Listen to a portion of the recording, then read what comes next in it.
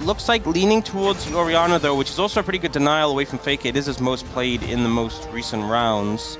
Don't mind it, as the Ornn is going to be the pickup into this Rumble. It was considered a counter pick-ish type thing that can get through the lane. I don't know whether that remains the case. Yeah, I'm less convinced by this pick. But wait. So, the first letters of the three of these champions. A bulkier front line for Nongshim. They do have decent dive threats. Their comp scales pretty well. And they've kind of managed things decently. I'm going to see the Poppy coming for carrier though.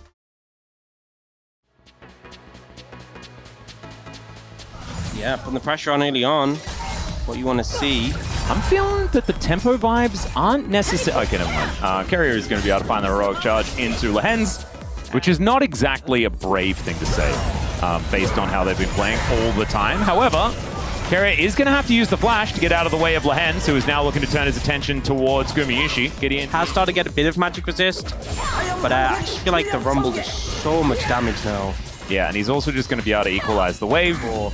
And obviously, Rumble's always been pretty good in lane swap situations because of the power of the equalizer.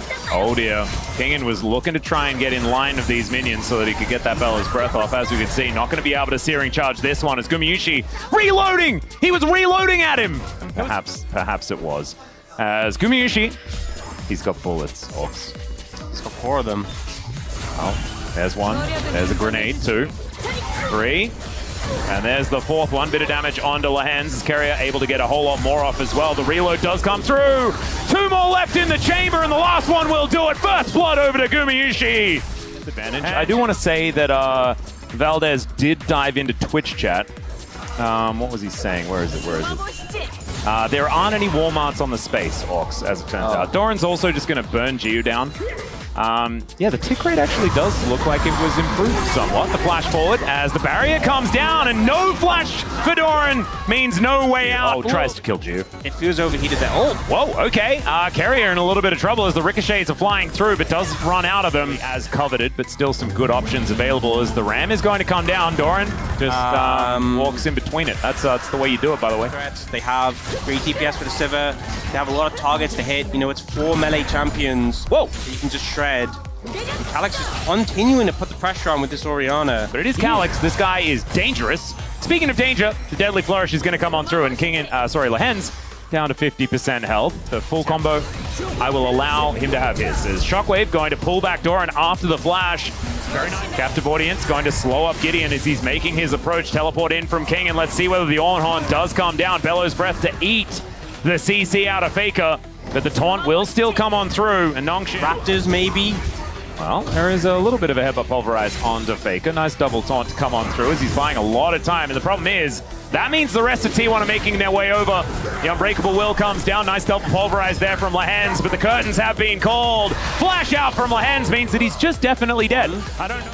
And they were kind of just waiting for the Galio. Faker out here, they're moving in. Yeah, Ram comes down, there's the equalizer, but it is going to tag Doran this time. The knock up onto Faker, but he still gets the ult off, and down goes Doran to start this fight off. Now Calyx trying to get himself out, but he will not be able to. Oner with that Crescent Guard is able to lock him down. That is actually going to be feats of strength as well, but Oner still going to fall. Pulverize flashed out of the way of by Gumayusi, but I don't think they're taking a dragon unless Carrier has something to say about it as Faker punches with justice and takes down Jiwoo. Gideon over the top, it should be the kill onto Carrier, and it will be, as Gideon does get the Q off. There's not a lot of damage left remaining there, here, though, for Nongshim, as Gideon does manage to sidestep the curtain, as Faker will just punch his way over to this side of the map, and should... No blue trinket available at this moment, but Lehens is moving in. Yep, walking up, does manage to get vision, as they don't actually sweep it out just yet. Still, they're turning on to Carrier. Equalizer comes through, gets a fair bit of work done as Carrier finds the heroic charge. And now the taunt is going to connect. Faker was just waiting for Jiwoo to go over the wall. It's beautifully played. And even though it's a quadra pulverize, it does not matter at all because Kingen and Calyx are 1,000,000 miles away. Great play there from Carrier, finding the Sivir again with the flash play, and now Calyx is going to do his best to try and force this off. The Jinult comes in. King can just block this, though. Yeah, heroic entrance is going to get Faker in immediately. As the curtain going to be held, but I think it is going to go away. The triple taunt going to come down for Faker as he holds Gideon in position. Stefa's presence continues to do so as he'll burn down. It's a double for Doran, maybe even a triple here as he's just going to obliterate On. And their just ability to pounce when they see an opportunity, so precise. And Jiwoo, I've got to criticize, you know, gets engaged on here. You had flash, you had spell shield, gets caught out by the flash stun, knocked into the taunt from Faker. Special delivery. Yeah, and it's brilliant setup from T1, but if you get caught by that initial stun from the Poppy, it's game over. You can't let that happen. You represent so much damage for this team comp, and then it becomes this impossible task for the rest of Nongshim to try and stall out. But it was a great setup here. Faker getting on top of Calyx with the taunt, and I think Calyx kind of had to flash there because he doesn't even get a chance to get his shockwave off here. Yeah.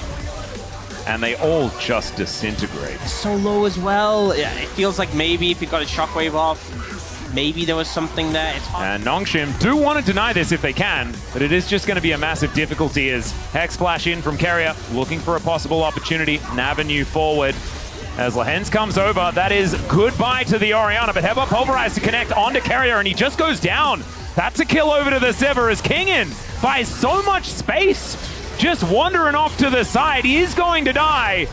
But a 1-for-1 and a dragon going over to Nongshim probably feels pretty good. Still, T1 have now taken up occupation of Nongshim's side of the map. And it may not be a place that Nongshim can get out of. Heroic entrance, Jiwoo going to have that spell shield as he flashes. Wind becomes lightning, still connects, but there's the shockwave. The pulverize on top, and Oner will be going down. Jiwoo's still alive this time, but Doran has found him, and he's got a dangerous flamethrower. Down goes the Sever. There's the ace for T1. And a moment there for Nongshim, and then it was snuffed out. And Oner hits 3,000 assists. There you go, huge achievement in T1. It looks like the play was going to come in for Nongshim. The shockwave is big, the CC's there, but they hold strong. Huge cheer from the crowd here, as look at that, still standing, by the way. Oh man, look at the T-pose. That's he's going to threaten with that ult. Yep, and now just flashes on in as well, can deliver a gargoyle. So right in on top, and down goes the jungler. That is just going to be freedom there onto the Baron as Gumayushi was tanking up said Baron because he was the last one left in the Baron pit, but he'll be absolutely fine. No one's there to contest. Set up from Carrier to go for the... Well, Shockwave is going to connect, but Jiwoo is once again lying on the floor. Yeah, not ideal for Nongshim. Yeah, I'm going to say subpar on that one, as Equalizer goes down. Not the most value here for this one, but the Pulverize coming on through there onto Carrier, and Lehens not going to find too much. Nice little searing charge, but the double taunt, and Gideon, he's melting, and there's the Harpoon to finish him off. Lehens gets tagged by the Flame Spitter. The curtains have been called, and I think it is indeed curtains here for Nongshim in this first game. T1 just a little bit too good here today, and have been, honestly, for weeks now. Feels like even if you have an okay early game, even if some things are going right for you, once you get to the neutral game, once you get to those neutral objectives, the setup in the mid game, you have to do everything right and more to stand a chance. Oh, they're going to look for him? Yeah, Faker just trying to get his flash on cooldown, and he will effectively do that.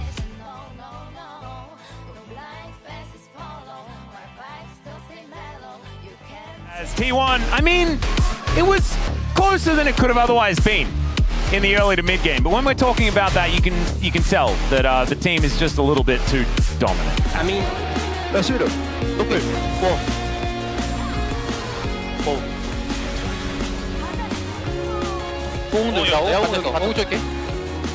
바텀 라인 천천히 넣어. 이거 거리네. 공 있고 더블 쳤어. 여기까지. 꼬리? 네. 나는 없어. 천천히 봐봐. 난 3초 뒤 도착. 힐 오버. 와. 좋다 이거. 끊어줄게. 뭐야? 끊는다면 야 살려줘야 될 것 같은데? 날려줄게. 깨끗해요. 예? 얘 11 풀 안 돌긴 해. 공정돈 있겠다.